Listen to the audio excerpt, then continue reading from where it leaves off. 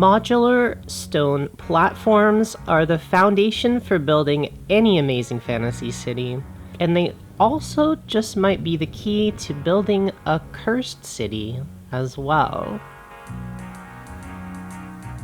A few months ago, I started working on a massive modular city build as a way to motivate my friend Jeremy, as well as just because I wanted to.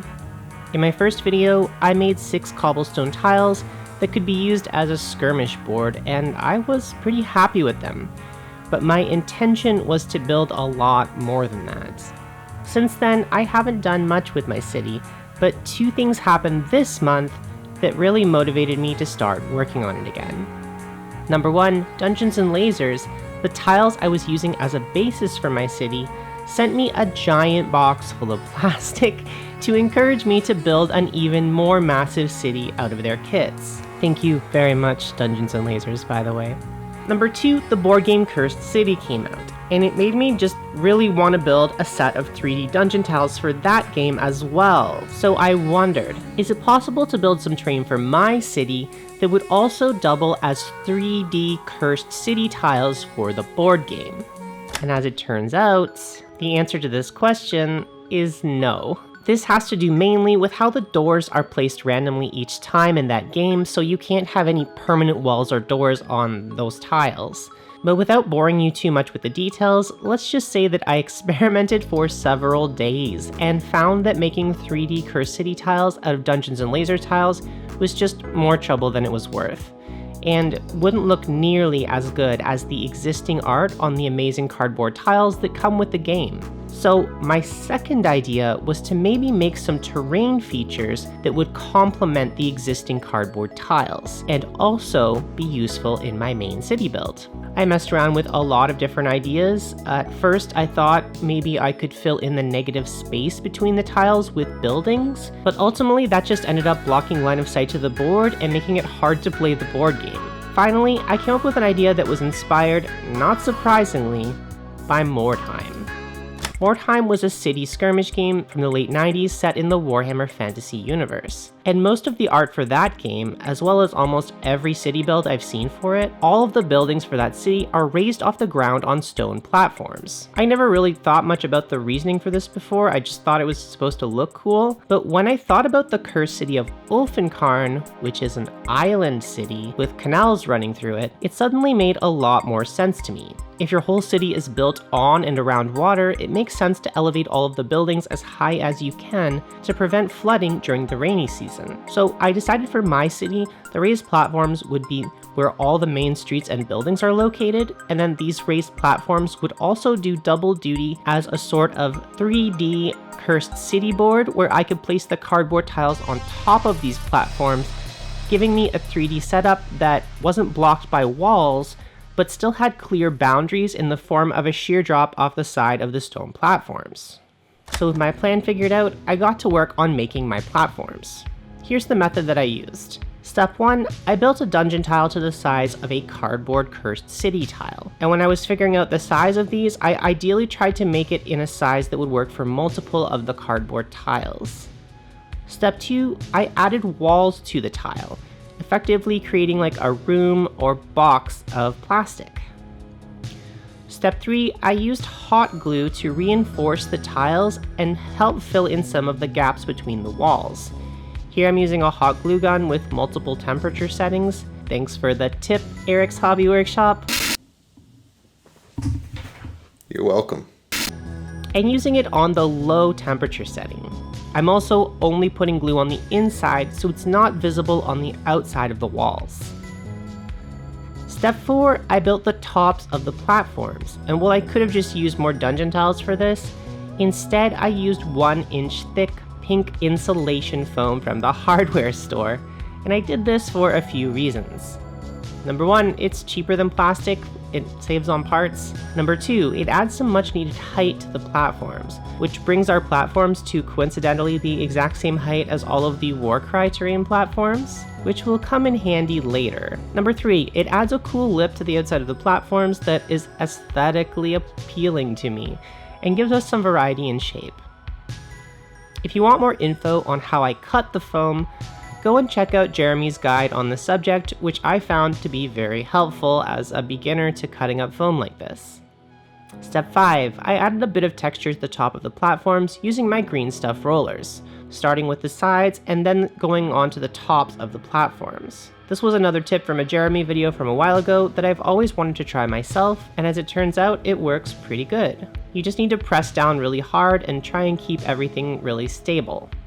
Step 6, and this is optional, I like to remove the external clips from the plastic box and then trim off the pegs using my clippers. They aren't needed to reinforce the structure now with the hot glue in place, and it just looks a little bit more aesthetically pleasing without it. And as a side benefit, this allows us to use new clips to attach the platform as a side build onto any of our existing terrain tiles. Step 7, as a final step, I glued the tops of the box to the bottoms using just a tiny bit of hot glue, again using the medium temperature. I used just enough glue here to keep the platform sturdy, but also not too much, so that if I ever want to tear these tops off and detail the insides of these structures as rooms, I can do that. Step 8 is to build like a million of these things, and as I do that, I'd like to tell you a little bit about today's sponsor. Dungeons & Lasers is a modular terrain system that, up until this point, has been focused mostly on building modular dungeon tile kits, both for sci-fi and for fantasy settings. That's why it's called Dungeon & Lasers. As you can tell, I'm a big fan of the system. I probably spent about $1,000 on their first Kickstarter, and I found that even if you don't use the tiles for their intended purpose, these kits are just a great value of money versus plastic if you're a terrain builder who wants all kinds of different platforms and parts. But with their current Kickstarter that launches today, they are taking everything a step further and making modular plastic town kits, so you can build your own fantasy roadways, buildings, and even sewer systems. They're basically doing what I'm trying to do in this video, but making it official. They sent me a sample of their new sewer kits, which are cast in this cool transparent plastic, and I have to say, I like them quite a bit, and I'm sure I will find a use for them in my city. If I had waited another year to make this city build, my job building this modular city would be much easier. So if you like building modular cities for D&D or war games, or if you just really want this exclusive Captain of the Guard figure who looks like someone very familiar, go and check out Dungeons & Lasers Kickstarter right now, and let them know that I sent you so they send me even more and more plastic for my massive modular city. Before we move on, I just want to tell you a few of the platform variants that I came up with when I was building my platforms. The first major variant was that on some of the tiles I used these cheap plastic toy pipes that everyone seems to love to use. Amazon affiliate link in the description. In order to create platforms in more irregular sizes. Sometimes I just wanted a platform that was a 1.5 tile square instead of 2 tile squares, so I used my glue gun to glue on some pipes instead of a second tile. That, and I just wanted to show you this cool happy accident that I had where the hot glue dripped and it kind of looks like water or goo is dripping out from this pipe. The second variant that I made was made almost entirely out of pipe and is just like a little in-between tile for the platforms to add some variety to the build, as well as serving double duty as a sort of replacement for the Cursed City doors. The third variant that I made is a massive 2x2 platform that takes the place of the street level platforms and doesn't need anything else underneath it. The foam that I bought from the hardware store came pre-cut into 2 foot by 2 foot pieces, so this one was kind of like I had to try making a giant one, right?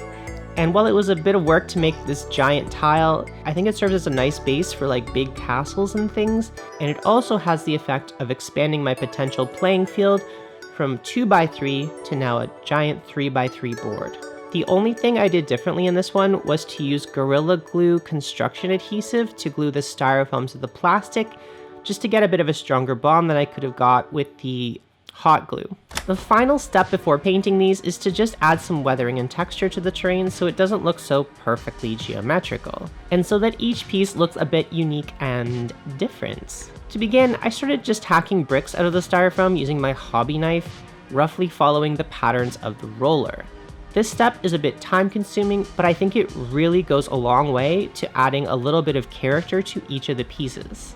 and making it look less like styrofoam and more like stone. The second step is to add some bits and details to the sides of the walls. These Dungeons and Lasers Kickstarters always come with entire boxes of stretch goals, which are just like tons and tons of little bits and pieces that can be attached to the walls and floors of the tiles using their peg system. The third step is to add some basing piece to the sides of the structures to add some dirt and grime to them, with a focus on filling in any gaps and holes that might be left. The fourth step was to break up some coffee stirring sticks and use these to add little wooden boards to some of the sides of the platforms, just to add some variety and a different texture than we already have.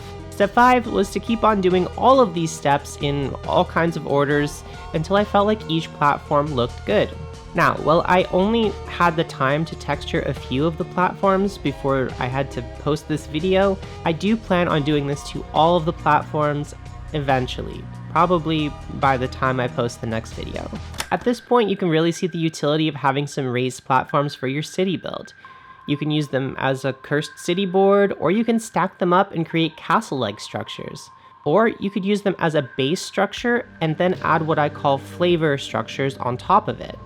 Here you can see what the full board looks like when I add all of my modular Warcry terrain on top of it. It looks pretty cool, and my plan for this board is to keep expanding it in this modular way, adding more platforms as well as more structures and accessories to put on the platforms basically forever. That's the nice thing about building a modular system like this.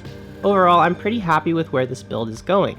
Like Jeremy's Plague City build, my plan is to keep returning to this massive project, working on it in my spare time, and making videos on it every month or two to show you my slow and steady progress on it. The few steps that I need to work on for the build is to just add more texture, bits, and details to the sides in order to make them look a little bit more organic, and then once that's done, I plan to paint these before moving on to building structures for the tops of the platforms. Thank you as always for watching my video, and a huge thanks to Dungeons and Lasers for sending me all this amazing product to build with. Make sure to check out their new Kickstarter, there is a link in the description. I'd also like to extend a huge thank you to all of my generous supporters over on Patreon. You're the real heroes that help make this channel what it is, and I really can't thank you enough for your support. This week, I'd especially like to thank Machinen Heimat, Scott Ullman, Taylor, and Patrick M. Weiss. If you'd like to get access to bonus content, watch these videos ad-free, or see your name up here, you can do so at patreon.com/DanaHowl. Thank you so much for watching, and I'll see you in the next video. What can I say? You're welcome. Oh, you're welcome. What can I say except you're welcome? Dana, you're welcome. Eh? Oh, don't mention it.